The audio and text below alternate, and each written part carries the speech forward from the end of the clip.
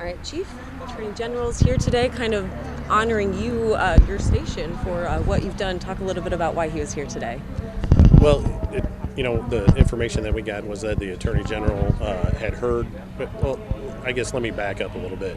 Recently, two of our chiefs, Assistant Chief Doug Call, District Chief Mike Brown, traveled with Dr. McMahon down to Indianapolis to present to the statewide opiate task force some information about what Fort Wayne was doing. I believe that's where he probably first heard about Fort Wayne and our efforts up here.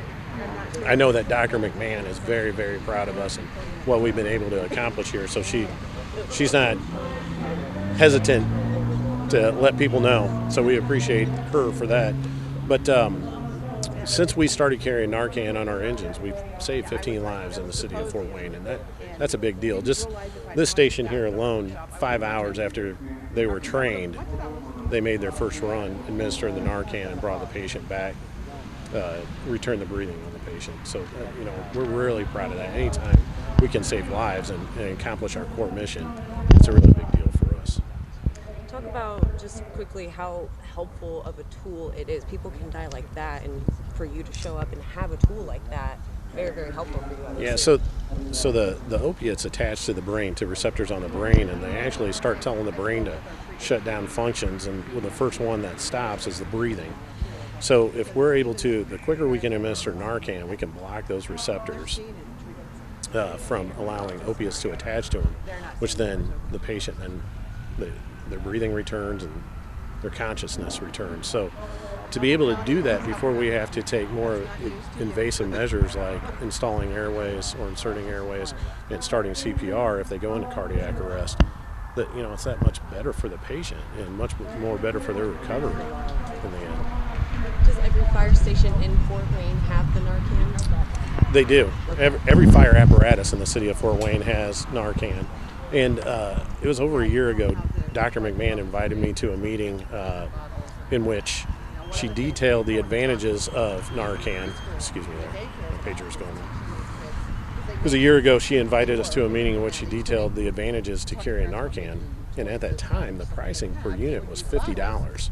So thankfully enough, with our mayor and our controller, they were committed to whatever it took to save lives, and they were going to find me the money. But through the opiate task force, we've been able to secure pricing through Lutheran Health Network, which initially was $5 a dose, but now has been free. They're just giving us a Narcan on an exchange program. So that's a big deal. I mean, the money, unfortunately, sometimes does become an obstacle if we didn't plan for it.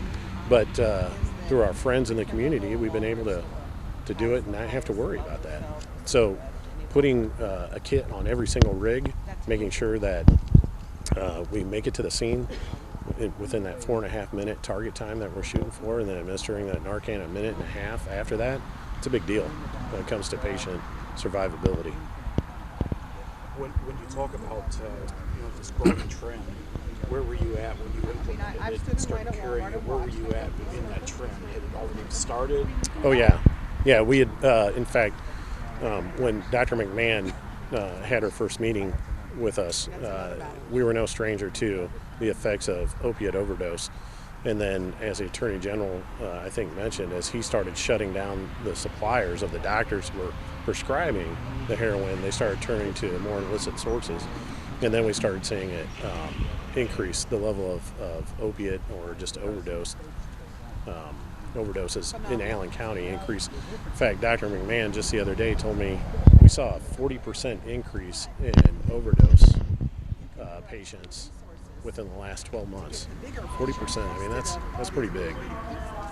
With him shutting down some of these places where they can get the opiates, are you concerned about adulterated products falling into this now, maybe causing even more problems? Yeah, absolutely. The Attorney General, I think, even spoke to the addition of fentanyl into the heroin making process, which increases the effect of the opiate. And while the Narcan still works on fentanyl-laced heroin, it does have a harder time because the fentanyl is so concentrated, I guess. Is Narcan, can the public get it now? Like can everyday people go? I think Dr. McMahon is working on an initiative along with her needle exchange program that she's getting up, that she's initiating here at the beginning of 2016.